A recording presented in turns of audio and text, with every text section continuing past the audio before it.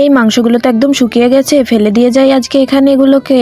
আরে এই মাংসগুলোকে এখানে কে ফেলে রেখে গেছে? এই দেখো, এই মাংসগুলো নিবে নাকি? হ্যাঁ চলো, এগুলোকে আমরাই বাসায় নিয়ে যাই, এটা দিয়ে একটা রেসিপি বানানো হবে। কিন্তু এগুলো তো মনে হচ্ছে খাওয়া যাবে না, এগুলো তো শুকিয়ে গেছে।